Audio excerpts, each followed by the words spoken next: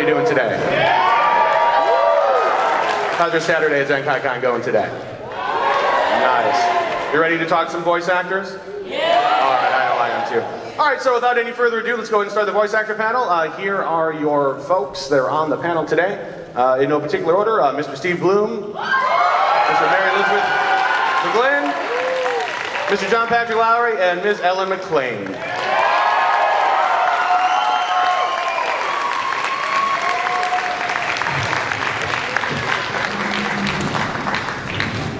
This is the Miley Cyrus karaoke, right? I see they left us plenty of room for our talent. Yes. Our egos have enough room to breathe. I see. I don't like that I can't grope you from here, though. Come over. Come over and grope. It's a grope weekend here at Zenkaikon. Yes. Hello, everyone. Having a good con? How are you guys? Yeah. Okay, who was here yesterday? New Jersey. Jersey. You guys never left, did you? I will never. Left overnight. Great, they're already out of control. Thanks a lot. This is, yeah. Sorry. Sorry, these are my boys from yesterday. Burning Hand boys from Jersey. Woo! But who's today's the first day that you've been here? Yay! Woohoo! Who of you have no idea who we are? Yay! We're all in the right place. That's great. You guys want to introduce yourselves? I'm Ellen McLain. And I was very fortunate to get to record the voice of GLaDOS for Portland. And I'm also the voice of Gypsy Danger in Guillermo del Toro's film Pacific Rim. And for other Valve games, I'm in Left 4 Dead and Team Fortress 2. And this is my husband, John Patrick Lowrie. And that's most of what I do, really, is just be her husband. So when you have deadly neurotoxin in the house, you really want to bring it 24/7. So yeah, I'm the voice of the sniper in Team Fortress 2, and boom, headshot. And a bunch of voices in Dota 2, and the citizens in Half-Life 2, and of course, well, we'll get into that. But the houseboat radio guy in Left 4 Dead, and a bunch of things in Halo, and. Hi, I'm Mary Elizabeth McGlynn, and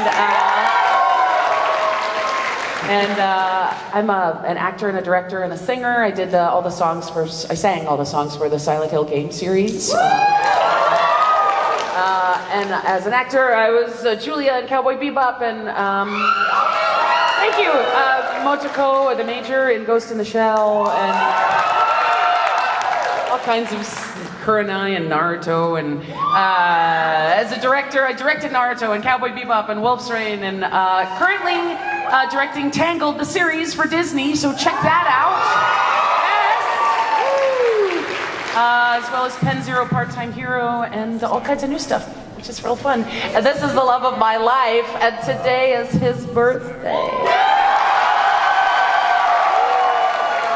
So would you guys do me a favor and sing? Here we go. Happy birthday to you. Happy birthday to you. Happy birthday, dear Papa. Happy birthday to you.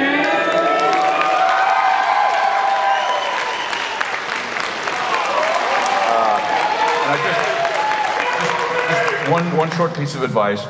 Beer tastes a little funny the first time, but you'll grow to like it. Good to know. You know, we were just discussing music backstage, and I think you just hit the brown note, you guys, because I just had a happy birthday poo-poo. That was amazing. That was unbelievable. Wow, amazing. Well, I'm Steve Blum, and I'm a bacon donut-aholic. thanks to you guys. Hi. So, you guys know who I am. We talked about this yesterday. Yeah, we should just go on and answer questions.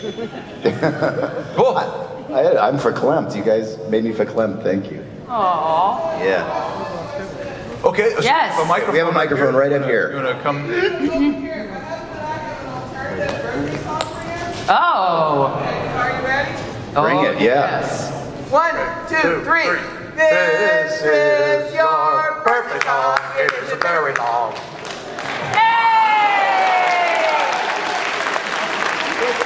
Well, as they always say, brevity is the soul of wit.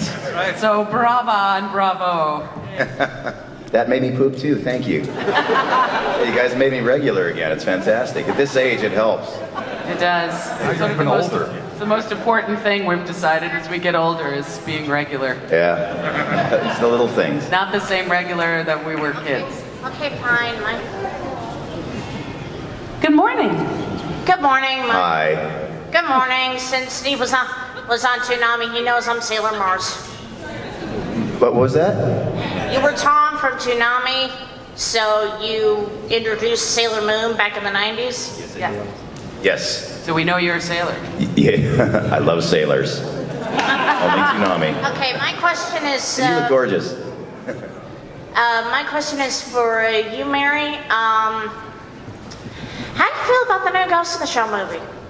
Oh, the new Ghost in the Shell movie. Doesn't it look like it's really good? It is really good. I've seen it, actually. Yeah. So here's the thing. I think as with anything that gets translated from something that you absolutely love and you've grown up with and this is sacred and don't ever touch it and somebody touches it, don't touch it, but they always do, is like, don't go in with it with your own, you better do it right or I'm going to hurt you. I think for me, I'm going to go in and see with a clean slate and just see what kind of story they tell. And if it's a good story, was it a good story? It was actually. It kept to some of the anime, but the thing of it is that I never watched Ghost in the Shell until I watched this movie. Oh, good. Well, then if watching a new movie like Ghost in the Shell actually brings you back to the series, that's terrific. And it's a different major, but it's the same. It kept some of the anime while making it its own, which together is a very awesome cake. Oh, that's awesome. I can't wait to see it then. Thank you so much. Happy birthday, Steve. Thank you. You just pooped again. I did, a little bit. Stop it, you guys. My diaper's only so big.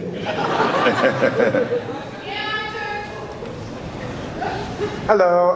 My question is actually for Steve and Mary.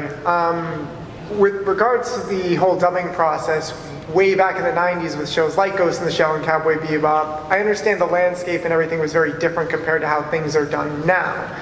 Do you think that maybe the more time you were given, the equipment you had, might have contributed to how those dubs turned out compared to how dubs these days are turning out? Ooh, with Bebop, sorry. I couldn't hear the second part of that. Can we get some sound in the monitors up here? Yeah, we're just... All the sound is going out that way. I really want to hear what you guys are saying. Thank you, guys. Just the second I heard about dubbing. Dubbing was different. Yes, the way that dubbing is done now is different than how it was back during the mid to late 90s, especially with the process of Cowboy Bebop and Ghost in the Shell, which was a very new process at the time. But those dubs are still held in very high regards compared to today. And I was wondering if maybe the way that you guys went about doing things back then contributed to the longevity of how those dubs are received now. Absolutely. We invented all of that technology. I'd like to take credit for all of it, but we can't. By the time we got to Bebop, things had changed significantly. We were using Pro Tools at that time, which is now the dubbing standard. So that was around the time that things really shifted, I think, in the industry, and it really hasn't changed too much. Different areas do it a little bit differently, but the technology basically remains the same. Back in the old days, when I started and when you started, they actually were recording to tape, and it was a much different process. The editors literally had to, when you were doing cuts, they literally had to take a razor blade and cut the tape. So that changed. But from Bebop till now, I think the only difference really is that we worked very hard to improve the quality of the dubbing. The lip sync was better, the acting was better, our technique, the directors became better too. So I think that has increasingly improved over the years, and there are a lot of really, really good studios and directors now when there were maybe one or two back in the day. Yeah, and back then we had money and time. The thing with Bebop is that I would get 2 weeks to do 3 episodes. So it was just, after the actors were done, after about a week, I had 2 full days to go through and QC each episode and take different takes and splice things together and really carve out the arc of the story to have it match the Japanese, but also to give it our own flair, because we didn't know what we were doing. We also thought, nobody's ever gonna see this. So let's just make something for us, something that we love. I kind of get the feeling, I'm hoping that the guys at Warner Brothers and Mel Blanc and the old days when they did Bugs and everybody else, they said, nobody's gonna see this. Let's just make it funny for us or moving for us. So what you're seeing is a direct reflection of our love for that show as well. And it was really our job not to screw it up. But we had time and money, which I think is sort of key to anything in this business. You get enough time and money, you can really improve a project. You know, now it's faster, faster, faster, cheaper, cheaper, cheaper. So it seems, which is all so strange. It's like the more you do a show, instead of getting raises and everything else, they sort of cut everything. And it's like, that seems counterintuitive to me, but you know. It's interesting. Sometimes it seems to me like kind of like a sawtooth wave, because if you go back to the early days of animation, it was very labor intensive. Yeah. Each picture was hand drawn, and you get to like the 60s of Hanna-Barbera where they're just looking at, in Clutch Cargo, I don't know if you remember him, you had this pink animated face with this gross, slimy, actual real mouth in it. Oh yeah. But looking for ways to make it cheaper and cheaper and cheaper and cheaper, and then all of a sudden digital came out and computer graphics, and you could do things faster and more complex, and it all of a sudden got better. And now once again, economics is how can we cut corners, cut corners, cut corners. So I wonder what the next sawtooth is going to be. I know. It's telepathy, I don't know. Well, I think with CGI and mocap and everything else, things are going to change. We had a good question yesterday about what you think the future of voiceover is with, if they can record every vowel, every sound that we can make. Yeah. We talked about the human influence and how that's always going to be necessary, I think. Right. Yeah, well, and of course, I mean, I don't know what you guys experienced, but when people started making video games, they were made by people who loved games, who didn't know anything about storytelling or acting or anything like that. And the first games that I got called in for to act in, the director was not anyone. I mean, he was just an engineer, and they had to actually call the writer to find out what a line meant and stuff like that. And so there's that learning curve too. But I think that I'm part of a professional choir too that sings a lot of movie soundtracks and video game soundtracks and stuff like that. And we also sang a lot of just have a library of sounds. But still, they come back, and we thought for a while, well, they're just going to put together stuff like that, and we'll never work again. But it just hasn't happened. They want people to sing fake Latin in like dark, insane monks, and you need people to do that. Yeah, but it's the Willy Wonka aspect. There's something unpredictable and wonderful about inspiration and perspiration and everything else that is human. That's who we are, and I don't think any computer can quite. We're not at the time now where the computer technology has gotten so that they can completely replicate what we are and who we are as human beings. Yeah, a friend of mine once asked me if I thought that a computer would ever write a symphony, and I responded immediately, it depends on whether or not a computer ever wants to. I keep talking about artificial intelligence, but no one really that I have met, except me, understands that intelligence actually comes from chemistry, not electronics. That the reason that we think the things that we think is because we're hungry, or we're horny, or we're lonely, or some chemical imbalance that makes us say, okay, now I want food, or now I want company, or something like that. So if you deprive a computer of power, because it's still all electrical synapses and everything else going on upstairs, but if you deprive a computer of power, it just turns off. It doesn't get hungry. What it doesn't, no one wants to really make a horny robot. Really. No. Well, I know. Actually, there are some people that I actually very much desperately want that. Yes. Thank you for your question. Thank you very much. Awesome. Thanks, man. Hey. Hello. Hello. I had a question for Mr. Blum. Uh-oh. He's not here. That's my son. He's a teacher. I'm just Steve. That's okay. Go ahead. Fire away. I believe, if I'm not mistaken, out of all the people up here, you've had, I think, the least actual formal acting training. Yes, I'm the idiot on the panel. How does it feel at this day and age knowing that you are the most prolific actor within the industry and now hold a Guinness World Record for the most voice acting roles in video games? How does it feel? Lucky. Really, really, really, really lucky, honestly. I don't know how that happened, and based on what you just said, it's an award on quantity rather than quality. Wrong. So I don't like awards, honestly. I'm not really into the whole award thing. I'm just happy to be working, and I work really, really hard, and I work to get better all the time. So even though I didn't have the classical training, I learned how to do this over the course of 20, 30 years. So I did have my schooling, I just had it in a very unconventional way, but the answer to your question is very lucky and humbled. So thank you. Thank you very much. Hello, good morning. Good morning.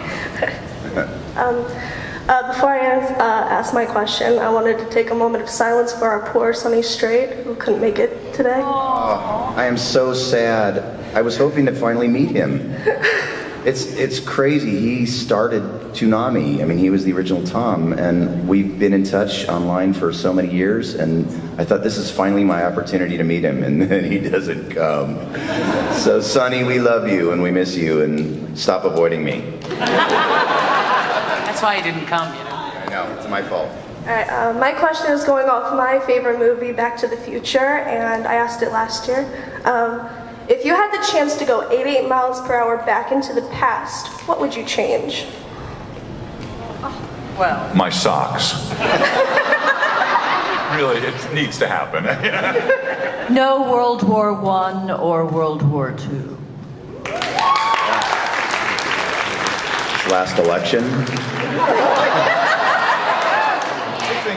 yeah. I think if I had a chance to go back into the past and change something, I would be a Portuguese captain first visiting Central Africa, and I would decide not to buy any human beings and take them back to Europe. That's nice.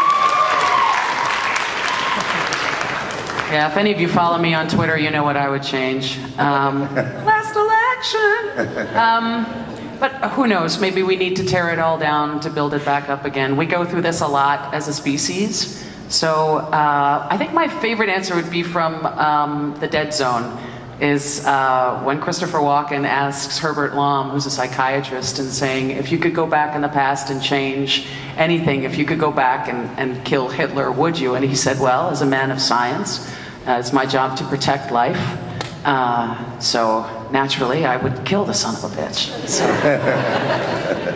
But it's hard. Evil is an interesting thing, whether or not you can go back, and it's like a whack-a-mole. You whack one, another mole is going to pop up at some point, so you just keep fighting.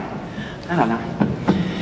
I'd change his socks, is what I would do. I'd go back in time. She's suffering. Socks. No idea. Hello there. Hello. Nice to meet you all. My question is for you, Steve. Kind of what the other guy said, but like, how does it feel like you're Tom from Toonami, you're Zeb in Star Wars, you're not, when Hugh Jackman is a Wolverine, you're Wolverine. Like, how does that feel? Like, you're Spike from Cowboy Bebop, which is like a staple in anime. Well, Hugh Jackman just needs to stop it so I can be Wolverine all the time. You might be in luck with that. I don't want to learn lines and be on camera. Screw that. I'd have to get up early and dress and stuff, wear makeup. No, dude, I'm just so grateful. I still can't believe it. I pinch myself every day that I get to do this for a living. And that I get to be with her and be with you guys and travel all over the world. I can't believe that it's turned into this. It was never my plan. So the lesson I learned from all of it is that I did it because I love to do it, and I still continue to do it every day because I love to do it. None of the fame or any of that stuff means anything if you don't really care about what you're doing every single day. So I'm just grateful, man. Thank you. Thank you so much. Happy birthday, and thanks, Wolvie. Thank you. Welcome, love. You're the best there is at what you do, and what you do is sit down. Hello, everyone. First, just wanted to say, Miss McGlynn, thank you so much for playing Zara in Critical Role. Yay! Big fan. And beyond that, my question is actually for all four of you. When you guys aren't traveling and working and doing things like this, what do you guys like to do for fun and just relax? Like read or drink a cup of tea? Like, what do you personally like to do when you're not working? Take walks, go to movies, sit and read a book. Solid. A friend of mine had an old friend, 80 years old, lived in New Orleans, who was a photographer. And we got to visit him when we were down there, and just a wacky guy. And he said, yeah, people keep asking me if I'm going to retire. So I finally looked up retirement, and it said when you quit working and take up a hobby. So I looked up hobby, and the first thing it said was photography. So, you know, when I'm not working, I'm working. I mean, I'm a writer, I'm a composer, I have all kinds of projects. And I do like to walk. I'm an urban hiker. Seattle is a beautiful place to hike around in, so I tend to take 6-8 mile hikes in town. Great. I love photography as well. I got into astrophotography, so I love, I think it was, we went to another convention in Hawaii, and we walked out on the beach on the big island in the middle after the sun went down, and bam, there's the Milky Way, and I was like, how do I capture that on film or on digital? And I met this great photographer, so I love that, and I'm gonna end up doing that, I think, forever. The other is to try and get our 20-pound cats to not climb me with their velociraptor claws, because those scars don't go away. They don't, but, and then just hang with this guy. You know, it's just, we found each other late in life, and it's like, well, all of a sudden we get another shot at all of it, so it's just living life, and and burning hands! Which is a great first level spell for sorcerers and wizards, I guess. I have a burning something else going on right now. I want to walk with you guys. I love to go outside. That's my favorite thing. I try to do it 20 minutes a day if I possibly can. I think Deepak Chopra said that you should go outside every day for 20 minutes for well-being. And I meditate. I like spending time with our animals. Anything that is outside and away from electronics and away from all the noise is what soothes my soul. And I love getting out in nature and hiking as much as I possibly can. It's not as easy for us, but we find our way. So. Great. Yeah. Thank you so much. Thank you. Thank you. Hi. Oh, hi. I know, it's sensitive. Welcome to voice acting. Oh. I have a question for Steve. So since I was around 7, I've been a fan of your work, and a decade later, I'm trying to get into voice acting, and I was wondering, like, what was your favorite part of working in Dragon Age? How'd you get working into such a big company? Yeah. Favorite part of working on Dragon Age was when I came up to the microphone and they kept saying, "More drunk." And they actually brought booze to the studio and tried to get me to drink it while I was working, which would have been a much longer process for recording. It was an amazing thing. To get to play a character like Ogren was ridiculous, and especially to say the things that he got to say. That's not a normal thing in video games, and they just, as far as I would push it, they tell me to push it farther. So anytime you're in a situation like that where the people are not only creative and hilarious, but they let you go as far as you want to take it, and they record everything and use almost everything, it's just a joyful process. That is not always the case. Sometimes they're very precious with their words, and rightfully so, because they've been working on it for 3 or 4 years before we even walk into the studio. But that was an instance where we got to play, and I love those guys for that. So thanks for listening and playing, and please fart me a lullaby. Hello, everyone. Oh, wow, this is really loud. First off, I just want to thank Mary and Steve for your autograph yesterday. You guys were so nice to me, and you literally made my day. Oh. But my question for you guys is, everyone's talking about a Cowboy Bebop sequel or even a live-action movie. What I really want is like a prequel. Would you be interested if they ever made like a prequel that talked about how like Julia and Spike met? Yes. Yes. We're working on that now. Just like every day. I mean, make it happen. I don't know, it's like one of those things, it's such a beautiful, like, it's such a beautiful thing, and it was the perfect length. Like the whole series was the perfect length, and we did a movie. We actually did a game that never saw the light of day, and we started recording it, but I don't know, like, would you want to do... I would do a prequel. I wouldn't want to do anything sort of beyond that, because it ruins this perfect thing that was sort of... That's what it was. And they had so much mystery behind them. I just want to know more about them. Like, how they met. Like, did they, like, what happened? We met in a recording studio. Yeah. We did. About 18 years ago, she taught me how to act, and I've been in love with her. I stalked cast him for 18 years to make sure I could see him all the time, even though we were with other people. I did. I actually was like, let's get Steve Blum. He'd be good. It's a 12-year-old girl. Steve Blum would be good for that. Thank you, guys. Thank you. Thank you. Hello, everyone. I had one question, but now I have two. Steve, why is everyone talking about your socks? What does everyone talk about my socks? Yeah. Well, I didn't know they were talking about. They were his socks. We're talking about his socks. My socks. And what's up with your socks? Well, I really need to change them. I darn his socks. No, actually, I put on with all fresh this socks this morning, and she actually does darn my socks, because she learned how when she was. Yes, when I was in high school, I visited a friend, Shayna Hollander, and her mother, Ann Hollander, taught me how to darn socks. And so my Darth Vader socks had a hole in the toe, and now they don't anymore. So yeah. No, that was just a joke. They asked me what I would do if I went back in time, what I would change, and I said I would change my socks, and that was humor.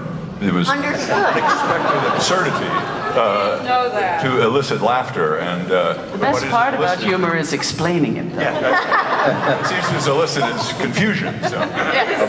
Although he is doing sock puppetry under the table, you can't see. That's right. Yes. Oh my. Yeah, really. And I think I'm going to ask a question that everyone in the room is wondering. Mrs. McLain, has Valve hinted anything about a Portal sequel to any of the games that have come before? If they have not told me. It turns out that Gabe Newell was assaulted by the number 3 when he was. That's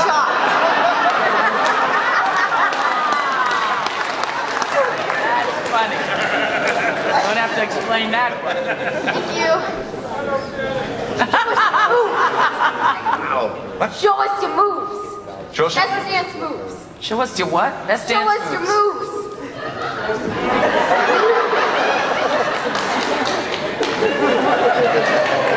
Thank you.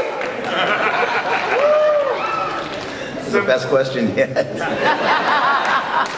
Simple classic question for all of you. What do you prefer voicing, heroes or villains? Well, villains.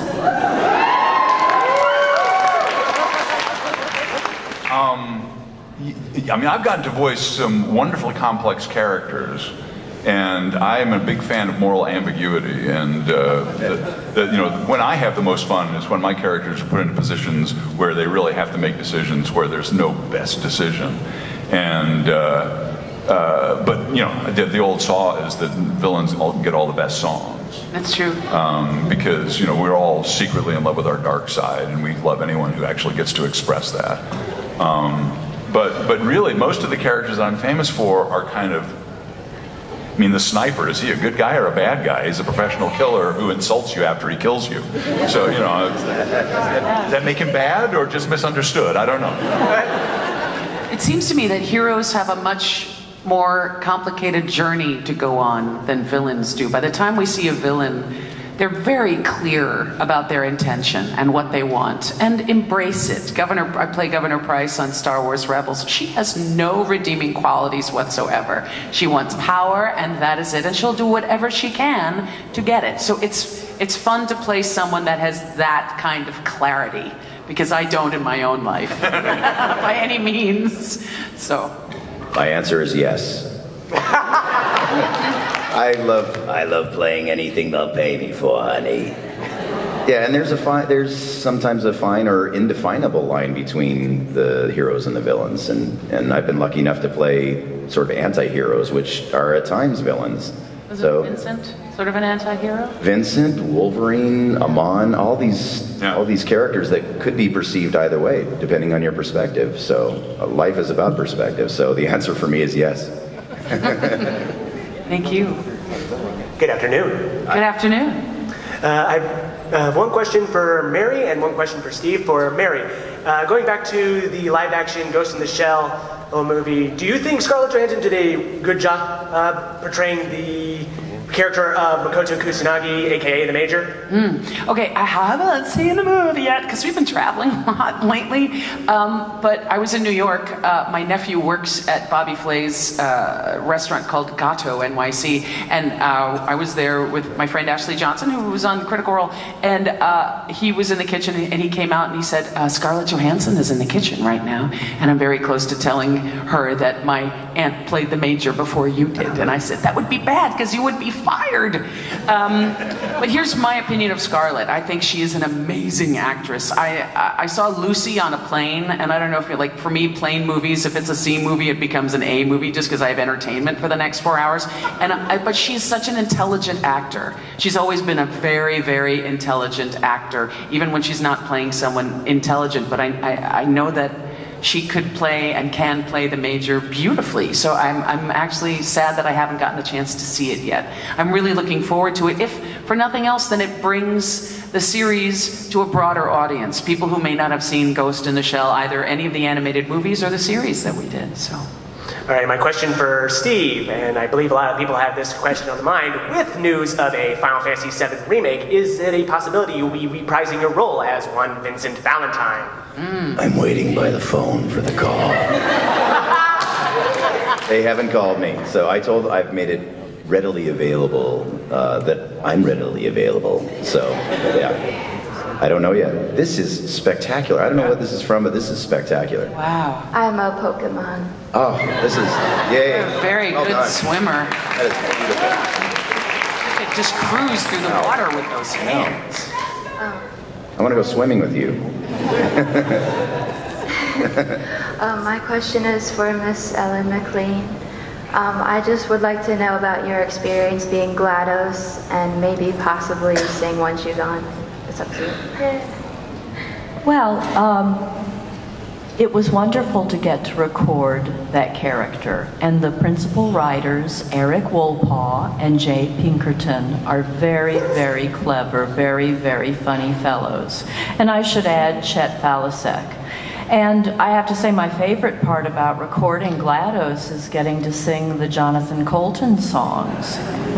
Wonderful songs. And John and I, in March, got to take a cruise with Jonathan, which was lots of fun. So we heard him perform every night. He is a fabulous performer live. I mean, I know his recordings are wonderful, but his live performances are so thought out. And he's a wonderful artist. So I would think that's my favorite part of getting to record GLaDOS, and then the Turret opera that Mike Moraski wrote. That she improvised Italian lyrics for. Yeah, so I made up the words. Yeah. With one Spanish word thrown in for free. Wow. Thank you for your question. Hello. First things first, do you mind if I sing a song for Tank Dempsey? Sure, go ahead. Is it about zombies? Maybe. Okay. Happy birthday to Bloom, the zombies go boom. Tank Dempsey's got a ray gun, now the zombies are done.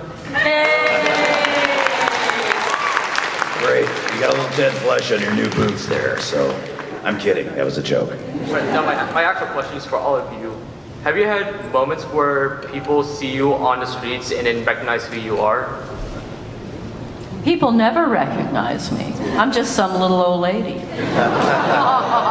That's the great thing about being voice actors, is particularly, because a lot of times, every once in a while, somebody who's played Half-Life, because I just use my own voice as the citizens, will turn around and think they've heard something that's familiar, but most of the time we're disguising our voices. So even if they hear us talking, they won't recognize us. So It's kind of the best kind of celebrity. We can go anywhere we want to and have fun. Yeah, I was at Aaron Brothers a couple months ago, like a month and a half ago, and framing up some stuff. He says, okay, we'll just sign up here and give us the information, and we'll call you. And I was like, okay. So I put my name down and everything. He's like, okay, Dude, I listen to Silent Hill every day. It was so amazing. It's just like I was teary and he was teary, and it was really cool. But otherwise, I'm an anonymous, strange person. That's it. Yeah, it's funny. It's starting to happen more now, only because we've been so public and we've been going all over the world and doing a little more on-camera type stuff. But I love the anonymity. That's my favorite thing about this gig, is that here we can sort of be famous for a couple days and go home when we're nobodies again. I love that. But the best part for me is when I'm in the grocery store, I'm talking to the cashier as I'm checking out, having a nice little conversation. I just see somebody's head twitching. And I know that there's some sort of familiarity, like you're saying, that's resonating in there somewhere, and they can't quite place it. And then all of a sudden I'm out at my car and I'm putting the groceries away, and somebody comes tearing out and goes, I knew who you were, I love Bebop! And then they come, they give me this really gross hug, and the groceries go flying everywhere. That's the best thing, but it's always a delayed reaction. It's not like, you know, Keanu Reeves, where you know who you're looking at. You know, it's a very odd thing. And usually if I try to pull something on a child especially, I walked up to a little kid in a toy store who was holding one of my little characters. And I think it was a Digimon thing or something, and I said, I hear his voice on TV. The little kid started screaming and crying. His mother started chasing me with her purse thinking I'm some perv. It was so, yeah, celebrity is not what you think it is. It's also interesting to see kids process the idea that they watch a character animated on a box, and then they see someone, a live human, doing the voice. And it's really fun to see how kids register that moment where they're like, or oh, and something magical happens. Yeah. Yeah, usually it's the first thing. Yeah, usually. A lot of tears and fear. It's more the clutch cargo mouth. Yeah. Yes. Oh my God, that has saliva in it. You're the character is? Oh my God. You're a creepy old dude and you just spit on me. All right, my question's for Steve. As the guy who voiced Hank Dempsey in Zombies, what's your opinion on where the series is going? Since Treyarch has done a lot of, they've taken the original cast in a lot of new directions, and had reimaginings. What are your thoughts? Mine is not to question why. Mine is but to show up when they hire me. Honestly, we have no control and no insight on what they're doing and where they're going with it. That's really up to the writers and the company. We just, like I said, we just hope that we get the gig. It's been such a great, fun, crazy, long ride on that franchise, and I hope I get to do something in the future, but if it's come to a natural conclusion, I'm okay with that too, because that's their vision, and literally our job is just to fulfill their vision. Okay. So thank you for playing, though, and you look awesome, by the way. Yes, see you, Space Cowboy. Yeah, bang. Hello there. Hi. This is my first time ever acting an amazing panel of actors at anything. First of all, I just want to thank Ellen for her amazing job as GLaDOS. Without you, I don't think Portal would be anything but it is. And then there's Steve Blum with his job as Tank Dempsey, which is my all-time favorite character, and every time I play, I always hope I get that character. So mainly, I just wanted to come up and say thank you for all of what you guys have done, and it's amazing that you're all here. Oh, thank you. We're so happy to be here. Thank you. Hi, this is for Steve. I watched Transformers back in the 1980s. I just want to know, were you excited or nervous meeting the original actors who did Optimus Prime and Megatron? And were you nervous when you got the role of Starscream?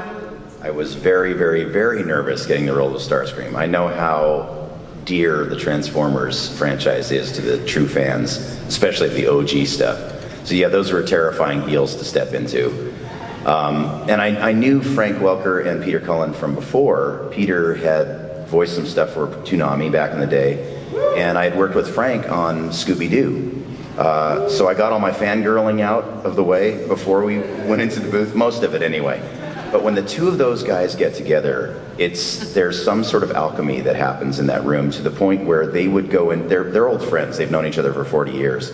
And when Optimus and Megatron get together and they start doing comedy bits together, both of them are stand-up comics, accomplished stand-up comics, they would go for 20 minutes and basically everybody behind the glass, no matter how much of a rush we were in, would sit back and go, okay, go ahead, just keep going.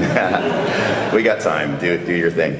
And it was an amazing thing to be in that room. And especially with Peter Cullen being who he is. He's this distinguished, small-statured, old Hollywood gentleman who dresses up when he goes into the room. And he shakes his hand, shakes your hand very quietly when you walk into the room and greets you. And then he stands up to the microphone, and he's a smoker, so he has to clear out all that stuff. Then he goes up to the mic and he goes, roll out. And the whole room vibrates, and everybody's bones are shaking, and everybody in the room, including Frank Welker, we all turn into like 8-year-old schoolgirls. Oh my God, that's Optimus Prime. So yeah, it was an amazing thing to be in that room. Everybody, all the actors in that room were incredible. So and they become dear friends too. We still stay in touch all the time. So yeah, I miss working on that show. And the scariest thing was really taking over that role because so many great people had done that before. It's always tough to walk into a legacy role like that. But when it became okay for me was actually about 2 years later when Chris Latta's daughter came up to me at a live performance that I was doing with Rob Paulson. And she was producing the show. And she said, I just wanted to introduce myself. And she said, my dad would have been proud of what you're doing with Starscream. And I went, oh, it's all well in the world now. I'm good. So, yeah, so thank you for that. And you still have to call me Lord. I'm too short. You're just the right size. Okay. Steve. Uh-oh. Mary Birth. Yes. That's it. Mary Birth. And, okay. Mary Birth, Mary Birth. Got it. Okay. Thank you. I have a question for everyone. I asked this my first Zenkaikon at the voice actors panel. What is the highest and lowest voice you can make? Well, just, vocal pitch range. I used to be able to sing higher, but as one ages, one's voice lowers. But I still have a high E flat most days, and then I have either a D or C below middle C. So that is, 3 octaves and a third, anyway. I don't know what your experience is, but when you have a low voice, you tend to get hired for roles that they want a low voice for. One character in Dota, Storm Spirit, I had a bad cold when I went in, and I needed to do 4 characters, and 3 of them were low, and they wanted something different, and I didn't have any middle of my voice. It was just gone, and so Storm Spirit is up here, and he's kind of this professional actor person, but that's rare when they want me to do something like that. And I think that when you can get up into your head voice and your falsetto and do stuff up here, but then you sound that's a completely different world, right? Hi, Mickey. Right, exactly. And unless you have some of that on your voice demo, and who would, you're not going to get hired for that unless I remember back in the old days, before they made the contract better, there was a game called The Suffering, and I played 13 different characters. I had to come up with 13 different voices in one session, and then of course, as you guys know, the last thing you do in the session is die as all of the characters. And so figuring out how to scream differently with a Bronx accent than you did with a Virginia accent, it was very challenging. But sounds like the game was aptly titled. Yeah, certainly, it was a hilarious game, but it was certainly suffering for the voice acting. Yes. Oh, I don't know. As high as I can. That's it. That's all I got, which is a Q and a Z. I believe, note-wise. No, it depends on the day. I quit smoking 4 years ago, and I was a really high soprano when I was a kid. I always had a deep singing voice, but I used to sing really, really high, and I can kind of sing higher than I used to, or higher than I did for a long time when I smoked. So don't smoke, it's terrible for your voice. And your lungs and your life and everything else, but mostly, if you're a voice actor, it's not good. High range wise, it is falsetto stuff, and I have been hired for that, but it's in short bursts. Like, I don't even know if I can do it today because I've been sick, but Crash Bandicoot, for example. That kind of stuff. And then, as far as the deep voice goes, about down about here, so I don't know. Yeah, somebody's gonna get pregnant up in here. Oh, yeah. Thank you. Thank you. I was wondering, what do you find to be a more enjoyable or rewarding role? Some of the more actiony stuff like Cowboy Bebop, or the Gypsy Danger that you played, or the things like GTO. What to you is more enjoyable, the serious stuff or the things where you can almost say anything? Yes. All of it. You know, I find that recently, you know, back to Burning Hands, is that there's something really wonderful, like at, you know, at the ripe old age of, I've started playing D&D, and it's so much fun. It's pure improv, and it's so much fun. It's social improvisation, like world building, and you make the choices right there, and it defines your character, and it's like life, but super compressed into this amazing moment of improvisation, and you just say yes. You have to say yes. Like, I want to go and punch you in the face. Okay, roll. I rolled a 1. You whiffed, spun around, and land on your butt. Like, ah, you know. So that I don't know. Recently, I've just found that making improvisation. I've missed improv. I didn't realize how much I missed improvisation. So to create your own kind of character was really sort of fun these days for me. And I think if you're an actor, you just want to act. Yeah. And sometimes it's fun to do the action, sometimes it's fun to do the romantic stuff, sometimes it's fun to do the comedy. And all of that can be dependent on your mood. Sometimes you have to go into that booth and be very serious when you're not in a very serious mood, or the opposite of that. But that's the craft of acting. You have to be able to lock into those emotions and create that character in that moment. So I love the challenge, no matter how I'm feeling.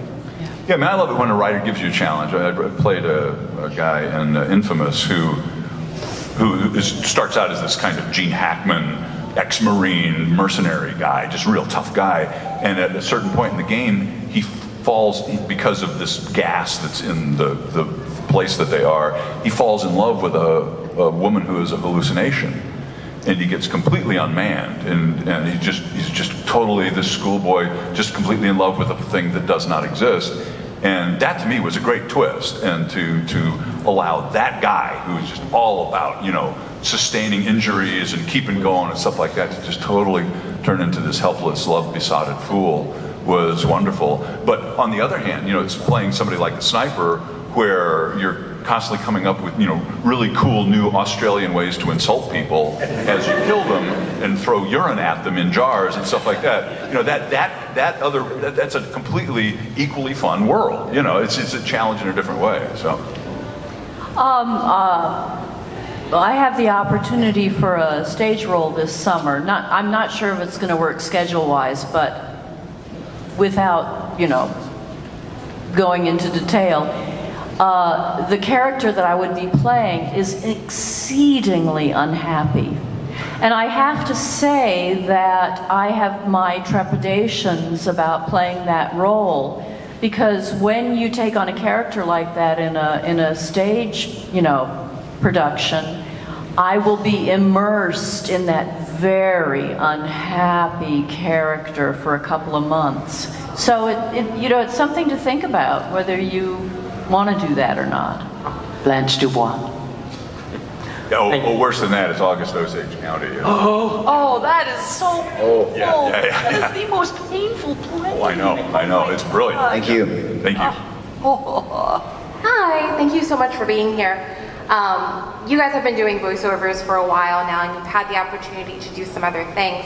I was hoping that you could share with us a moment where you were feeling kind of low and not sure if voiceover is really what you wanted to do, versus that moment for you where it really clicked and you realized you were doing what you were meant to be doing? Honey, we just want to work. If we don't have work, we feel low. Yeah, Ellen and I learned very early on that when two actors are married to each other, whoever is working is also going to be doing the housework, because whoever is not working is too depressed to do the housework.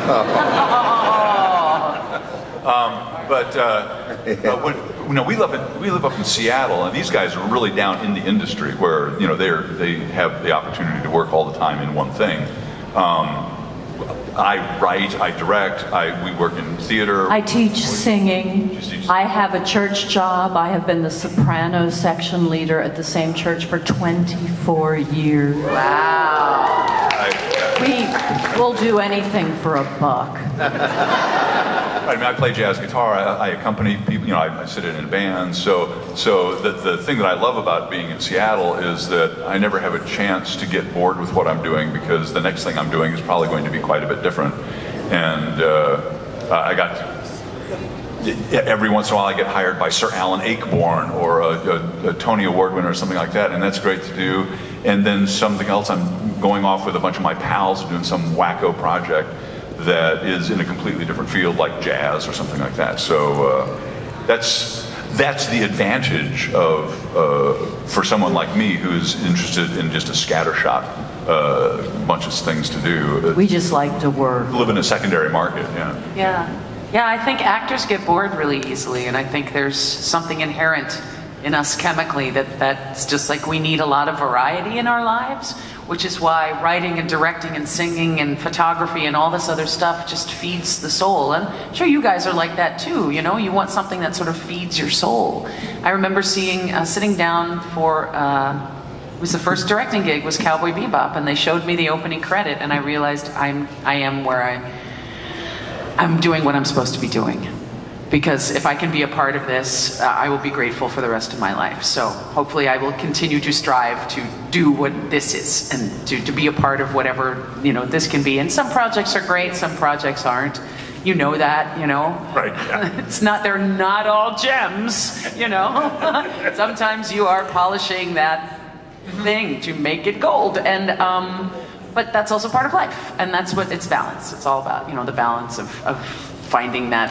Suffer through the bad stuff because the good stuff's gonna come. Yeah, for me, I think the only low really was when I had made the decision to go into voiceover full time after doing it for years. And I had a very comfortable position, executive position at a film company that sustained me, and I quit that job to do it full time. And then the union went on strike, and I was out of work for a year and a half. I thought, oh, this might not have been a good decision. Maybe my dad was right. I should have had a better backup plan. But I stayed with it, and I did it because I continued to love to do it, even though I wasn't getting paid for it during that time, and lived off of credit cards. And it dawned on me shortly after that, once things started picking up again, that, oh, this really is my path, because I continued doing it even though I wasn't being financially compensated for it. So, and then, you guys sustain all of that every time we come to one of these cons with your stories and how our work affects you. And that's what really solidified it for me, was knowing that what we did has an impact on you. Thank you. Thank you.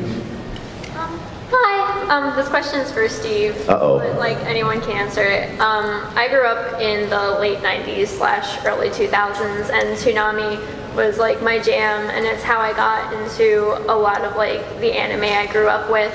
So how did you guys get into anime and your subcultures when it was maybe a little less accessible? Oh, that's a great question. Well, I fell into voice acting accidentally. My first voice acting gig was anime, and back in those days it was the subbers versus the dubbers big time, to the point where there was violence sometimes. The very first convention that I did in San Jose, I was sitting on a dais with a bunch of people who had been doing it for a while. It was my very first thing, and people were throwing death threats at us on stage. They threatened my family. I had to change my email address and my phone number, and I was terrified. I thought, what did I step into here? And people were saying that we were ruining a very pure industry by dubbing it into English. And I thought, wow, that wasn't our intention at all. We wanted to just give it to a broader audience and bring this to the American palate in a way that it's more digestible, instead of just this niche group that had been consuming this. So I was very disappointed, and I didn't go to conventions for about 10 years because of that. But fortunately, we all grew up together and got past that. So a lot more comfortable now than it was back then. Thank you. Thank you. Hi, this question is for Steve. I'm really curious about this because they have completely opposite fighting styles, but who do you think would win in hand-to-hand combat between Spike and Mugen? Spike. Well, Spike would, because he'd bring out the gun.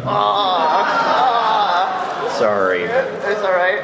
You know, that's just the way it works. The thing about fighting is that whoever cares least usually wins. Yeah, neither one of them would really care enough to continue the fight. They just go out and have beer together. Yeah, well, actually, Spike doesn't care about whether he lives or dies, and that you become a much more dangerous fighter if you don't care. Yeah, Mugen just wants dumplings, so. Yeah.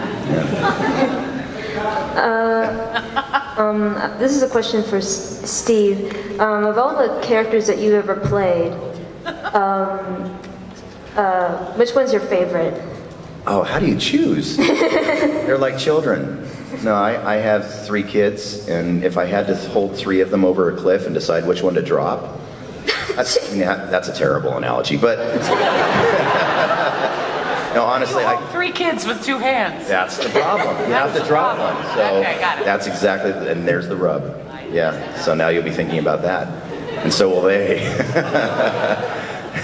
I can't choose. My answer to that question is whatever character I'm playing on Monday morning, because it means I'm still employed. I love them all for different reasons, and if I choose one, they all fight in my head. Thank you. Hey guys, my name is Aaron. Hey Aaron. I actually want to say thank you to all of you. You all are amazing. But I do have a question for Steve. Please don't knock me for this one. I'm not Peter Cullen, but get ready. The question I have is, long-time fan of yours and seen you a lot, but if I had to bring up one thing, it's that story you tell for signing a baby's head. Did you actually sign the baby's head at a convention one year? Yes, I did. The mother promised me it was washable ink, and the baby didn't really have an opinion. So it's okay. And the baby's name was Kyle Bear. No, I'm kidding. No, I did sign a baby's head, and I regret that decision every day. That's awesome. The mother got it tattooed. No, she didn't. No. Okay. Hello, my name is Sarah, and first off, of course, I want to thank you all. You guys are amazing. Before my question, I actually have a little story to tell. It's going to be very quick because I don't want to be fairy taled or Hadoukened. When you were talking about how you guys met, when you guys were talking about how you guys met and how you were actually with other people but you fell in love with each other, that actually happened with my parents. And what happened was they were in their friend's wedding.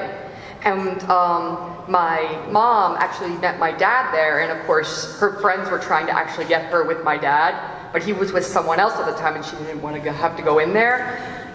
But he eventually got with my mom, and they've been together for almost 30 years now. So I see you guys having a very happy life together. Oh, thank you.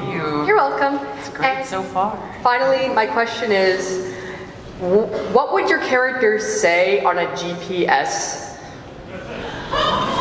On a GPS, like prompt? Yeah, like you're driving and you're trying to find the place where you're going. Because I had one for Glad, because I always came up with one for Glad. I was like, drive in that cornfield and never come back out.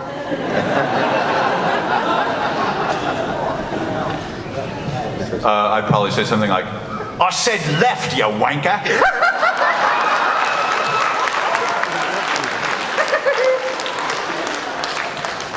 Turn left if you're part of the Empire. Turn right if you're rebel scum.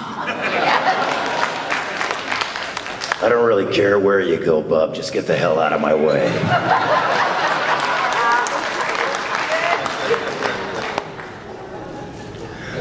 Thank you. We got to do that now. That's fun. No.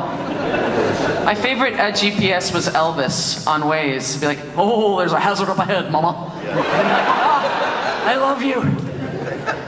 Instant diffuser of road rage. Wake up, you're falling asleep, mama baby. Oh, baby mama. Oh. I was just wondering, what's your guys' favorite comedic line and serious line? Oh. Wow. It's tough. That we have been paid to say? Yep. My favorite line, and this is true. Killing you and giving you good advice aren't mutually exclusive. That's good world advice. Yeah, that's right. It's just good life world advice. advice. Yeah. Well, I think probably my favorite comedic line is in Meet the Sniper, where I'm talking to my dad on the phone.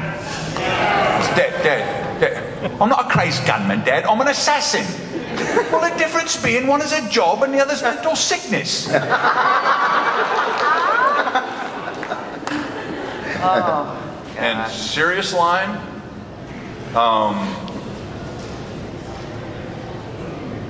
I think my favorite serious line was when, on my first date with Ellen, when we were both involved with other people. Hello. Yeah. And now we've been married for over 30 years. But we went out, she took me out to an Italian restaurant in Amsterdam, and I told her about the origins of World War I for about 45 minutes. It's dead sexy. I've gotten to sleep with GLaDOS every night since, so...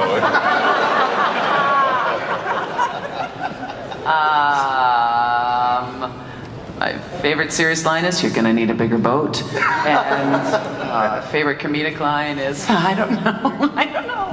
I haven't played that many funny characters, to be honest. They're all sort of wretched. I don't, the weird thing is I don't remember a lot of the lines that I say because I have no memory anymore. No. About Steven Universe. A sword, Connie? A sword? That's good parenting advice from me also. Sorry. Favorite serious line would probably be bang. And favorite comedic line, when you screw it in, give it a hard manly twist. Thank you, guys. Thank you. I have a request for Ellen and Steve. Two of my friends one's a big TF2 fan and the other's a big Spike Spiegel fan.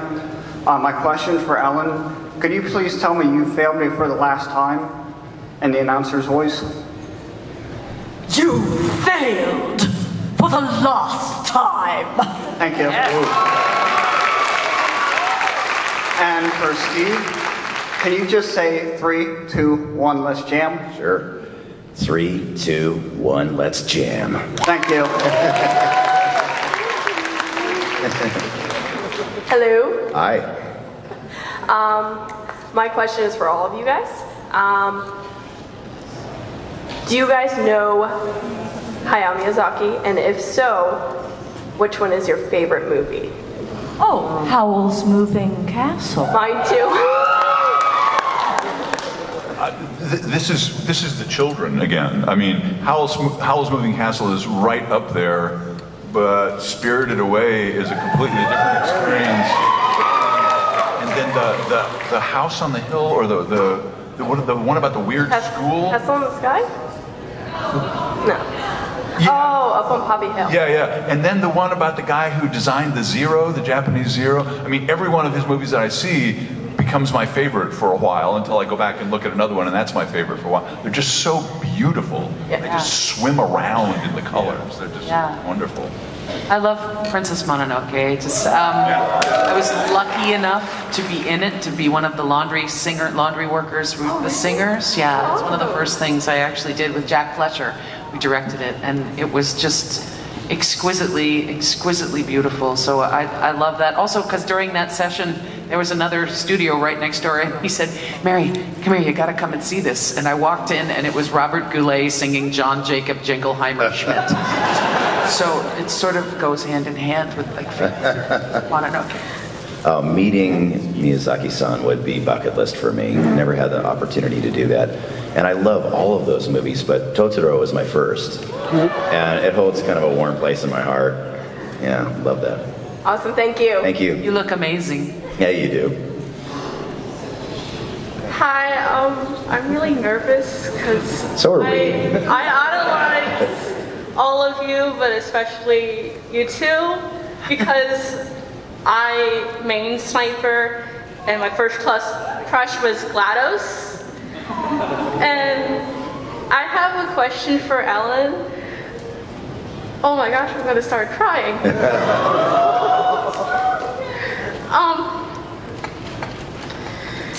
Take time, bud. Thank you. We'll all wait. You got this. It's good to cry. It's all right to cry. Crying gets the sad out of.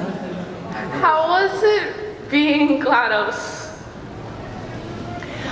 Well, when I first started recording for Portal, they wanted me to sound just like the computerized voice that they had used as they created the game. And as I've said before, they were going to use that computer-generated voice, except it was copyrighted and hiring an actor was cheaper. So they got me. So my job was to sound exactly like that voice. So they would play the line on the computer-generated voice, and I would copy it, you know, in the same pitch range, the same inflections. But then when GLaDOS started to get a little bit weird, I had to put my emotional life into this computer-generated voice. So that was actually the hard part of the job, because I would still have to say things like, aperture science, you know, say things like that, and said, you really are dead, you know, you really were adopted, you know, and be insulting in that computer-generated voice. So I would have, you know, that was the job, but it was lots of fun.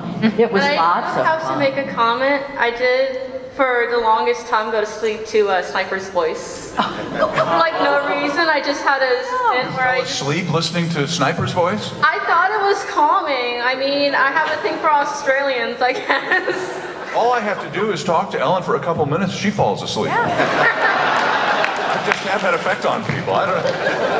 Thank you. Hello. I had a question for Steve. Last year, Vic Mignogna came over and was really triggered when he couldn't get the voice for Orochimaru.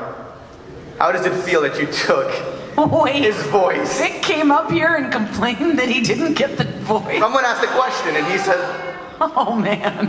Wow. As an actor, you get roles, you don't get roles. That's what happens. That's part of the bid. I didn't realize I stole his character. You didn't, because okay. Yeah. I was there. That didn't happen. Sorry, Vic, I love you, but it didn't happen. Well, had I known it was that traumatic for him, I would have gladly given it to him. Hello. Hi. My question, I want to thank you, Mr. Blum, first of all.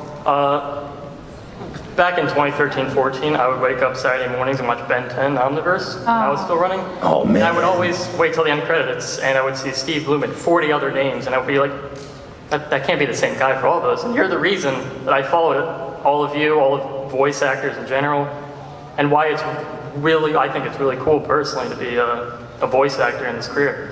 And my question for all of you is there any character that you've seen or heard that you would have liked to voice but you didn't have the opportunity to? No. No, you do a lot of auditions, and as Mary was talking about, you do a lot of auditions, and some you get and some you don't. And, you know, you really don't think about the ones that you didn't get. You know, it doesn't take a lot of brain energy. But if you're asking like, oh, I would love to voice, say, Batman or Darth Vader or something like that, I mean, it would be fun, but I am most fed when I get to start from scratch and create a character from the ground up. There is, and I'm sure you are aware of this, there is a certain pressure when you are doing a voice that's already been established. The old second Darren syndrome, for those of you who are old enough to remember Bewitched, when they replaced Darren in the second season and everybody was like weird. So, you know, you, as an actor, you either make the choice of imitating as close as you can what's already been done, or deciding to go in a completely different direction and do your own thing. But there's pressure either way. Yeah. Whereas if you're doing something new, you get to create it, and there is a certain freedom there that, I mean, it just widens the palette. You know, if you're either doing what's been done before or doing something new, that kind of cuts out the middle. And if you're just doing anything, you have the whole palette available to you. I don't know, it's a long, complex answer to a short question. Orochimaru. Yeah. Sorry, Vic. I love ya. I kid Vic. I kid him. I don't know. I think like we're so lucky to be able to do what we do that I think, you know, we get to, and the roles that we do get to create are so cool that I don't want to get selfish, you know, and just be like, I should have gone to that X-Files audition because I totally would have gotten it over Gillian Anderson. You know, it's just like, you can't think that way. That kind of thinking is counterproductive, and it just, it builds regret. It builds a lot of regret, and I should have, and I was owed, and all this other stuff, and that's just not a healthy mindset, I don't think, you know.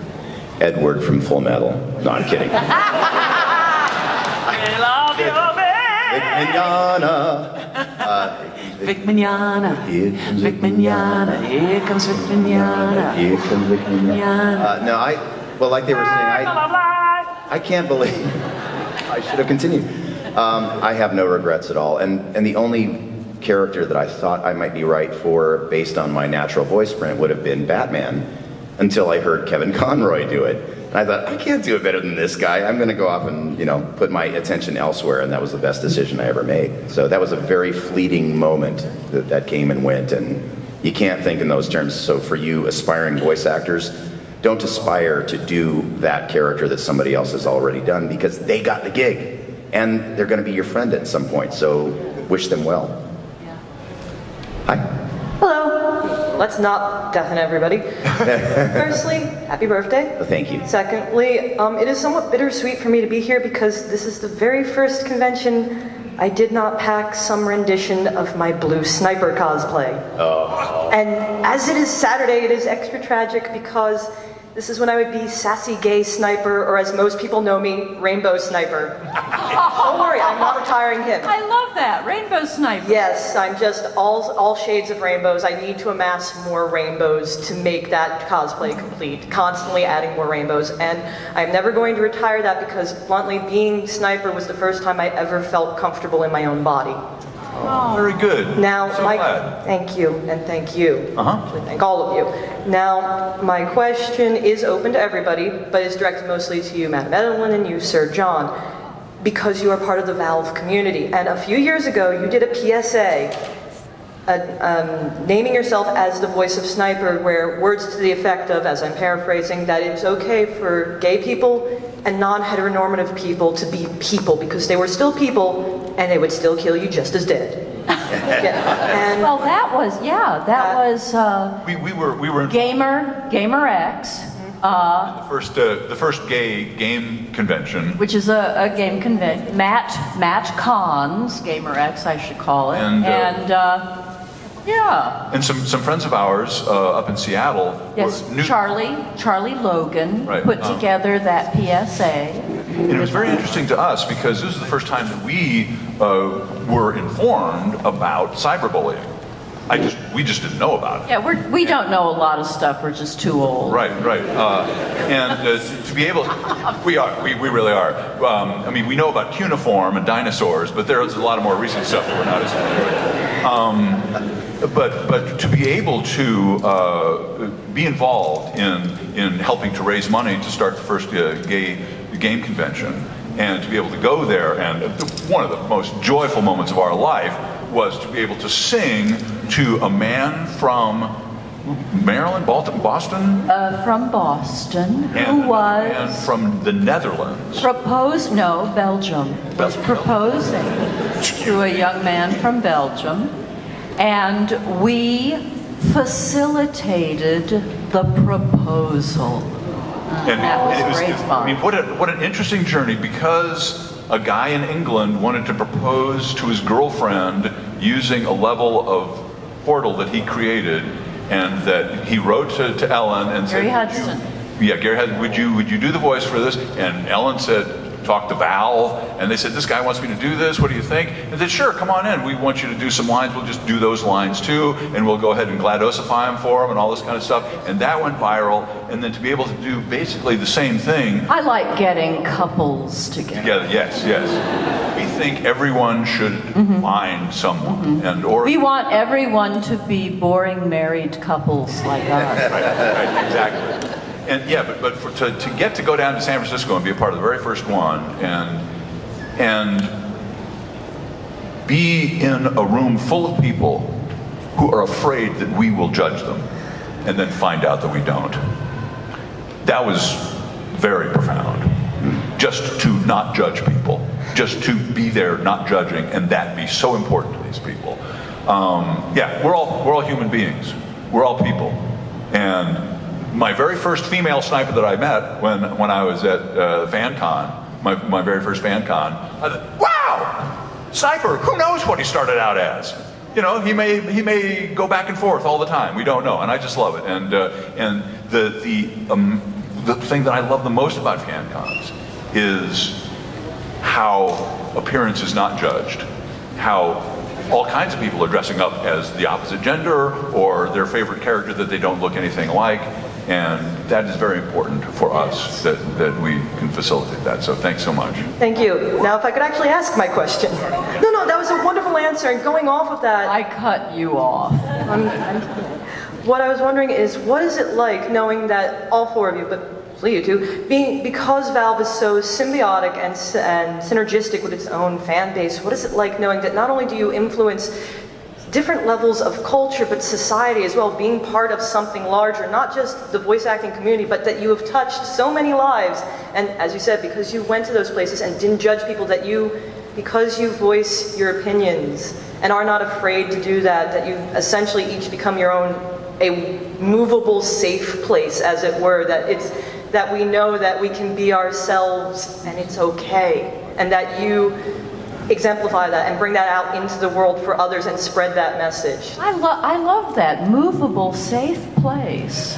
Well, how well put, you know? And for a long time we felt like the grandma and grandpa of FanCon. Yeah, and great grandpa and great grandpa. Right, you know, we keep moving into a new category. It's been very wonderful because a lot of people will, if we have a booth and a merch, people come and just hang out by us.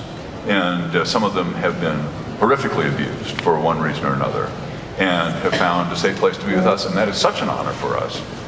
So, I mean, I can't overstate how important that is to us. Yeah, and we've all been bullied. I mean, I was bullied growing up by a lot of people, you know, and everybody goes through that. And what happens is we come to these and we do our work in a little padded room, you know, and then we come here and we meet you guys and we realize that what we're doing does matter, and hopefully we instill in you that what you're doing does matter, and you affect as many people in your life as we affect in ours. So it's this great symbiotic relationship between all of us, because we all matter, and all of us have been abused, and all of us have a voice, and we have a right to speak. Whatever that speech is, you have a right to speak. So be strong with who you are and speak out loud. You know, it's important.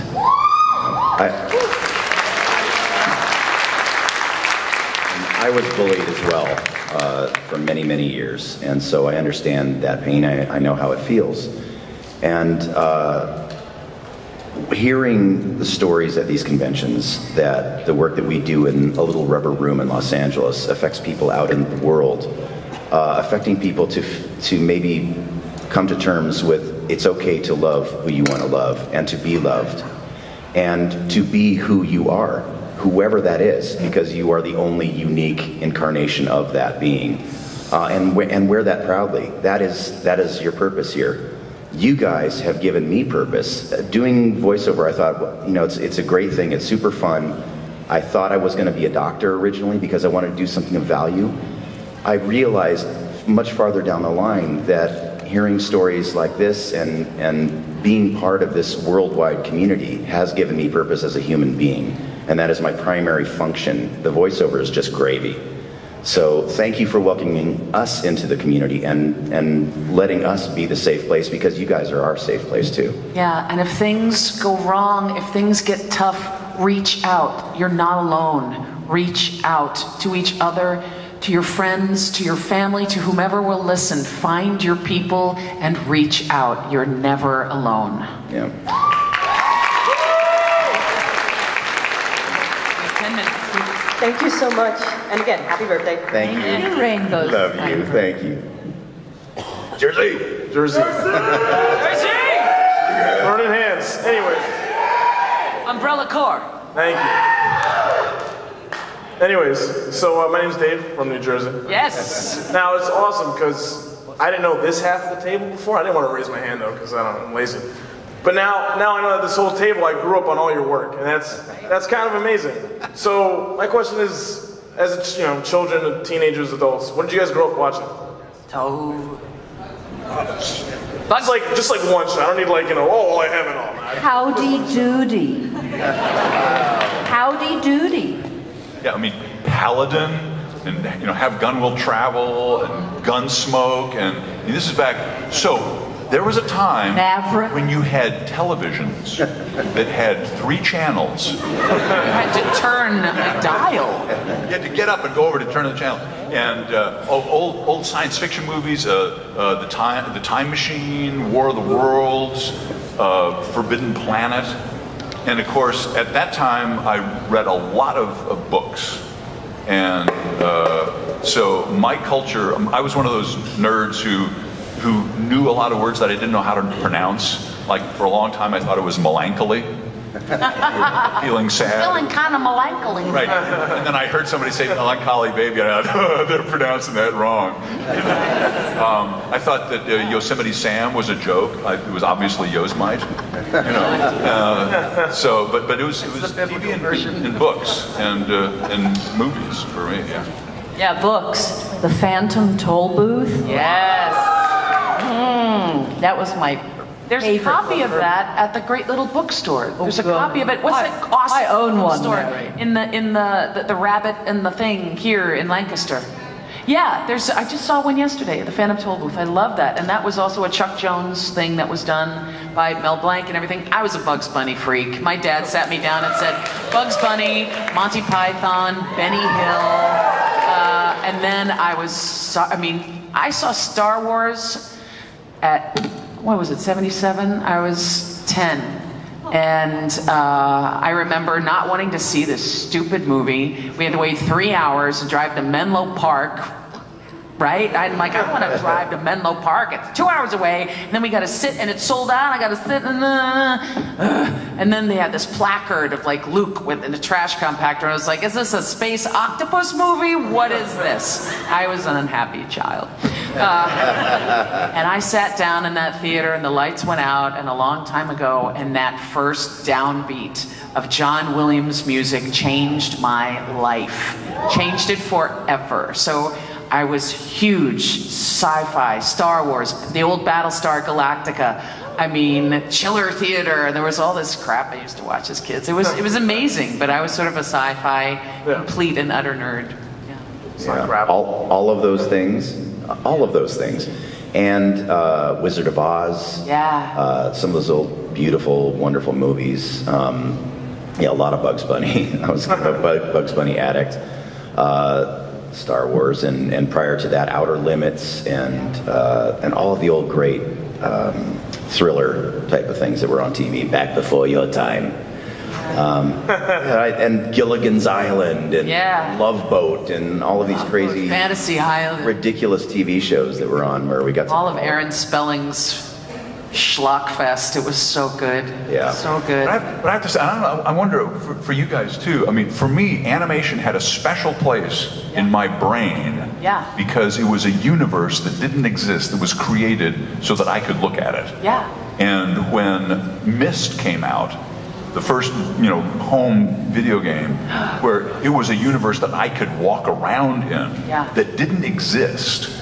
That fascinated, turned on a philosophical place in my mind that made me, it made me thrilled when I got to start being a part of it, because and this is, I mean, I love meeting fans because I know, I mean, you guys are intelligent people, and you know that we live somewhere, and we get up and go to the store and stuff like that. But in another part of your hearts, you know that I actually am the sniper and actually live in that world. And you know, and that double truth is a wonderful, cool thing. I mean, it's almost a Dos Passos doors of perception kind of, you know. So I love animation. And back in the day when we wanted to watch cartoons, it was either Saturday morning or after school when you're home, or if you're homesick. That was literally our only two options. We didn't have, you know, the internets back then. So much.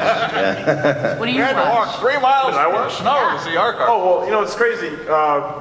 Like 5th grade, I'd come home, watch Dragon Ball Z, and didn't know this was Tom, right? I'm like, now I know, I'm like, holy shit. Like, so, man. Apologize to your parents for me. Wait. Nah, it's fine. They don't care. I grew up on a lot of video games, man. Just Star Wars I started watching, like, with my dad. Like, it's crazy. Now you guys are here, and I know. Second question real quick. Happy birthday, Steve. Thank you. Listen, man, if you want a drink, I'll get you a shot. Yes. That's it, guys. Thank you so much. Thank you. Thank you, man. Burning hands. Thank you.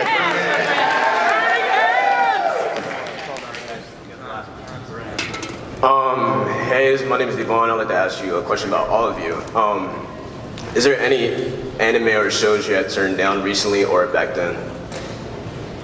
We've turned down? I don't turn down work. Yeah, I'm the Michael Caine of voice actor. Show me a contract, I'll sign it. I did the first season of Glitter Force, which it's really cute and it's for little kids and fun, and I couldn't do the second season because I got too busy, and I was really sad that I couldn't continue that. And also I was sad to leave Naruto, which I directed for 10 years. It was just 565 episodes or something. It was insane. It was like a good chunk of my life was spent directing Naruto. I gave up math in my brain so that I could put in information about Naruto in my brain. Willingly gave up math. And so it's sort of sad, you know, to be like, oh, I wanted to continue and finish that, but life will take you in different directions sometimes, and that's all good. So. Yeah, there's literally only one project that I walked away from. They called it Project X. That's all I knew. I walked into the studio and I was scheduled to play a creature, as I often do. I walked into the booth and they said, all right, so the creature with the tentacles is you. And I didn't think anything of it. I'd played many tentacled creatures before, but then I realized this was a different kind of anime.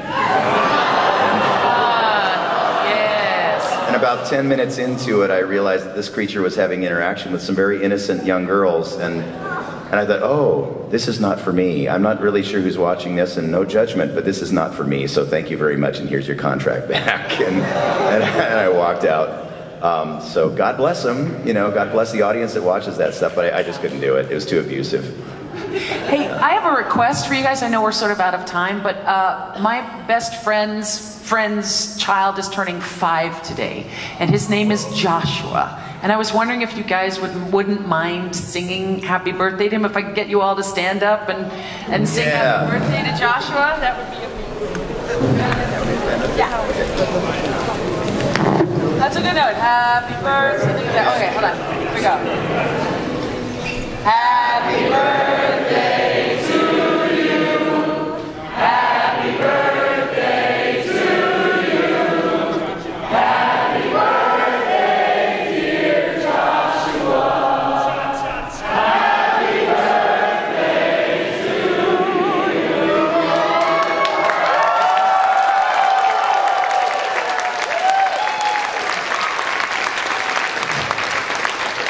Thank you guys so much. Love you guys. Thank you for having us. Thank you. So And Steve, I love you guys. Love you guys. Hey, what do you have going on for the rest of the day? We're doing password. Okay. Celebrity password. We're doing password, and then I think perhaps all of us are in Guess Against Humanity. No. Steve and I have a signing, I guess, in like 10 minutes, and we'll be there for an hour and a half. So if you want to come by and say hi and talk about stuff, come by. Yeah, thanks, guys. Burning hands!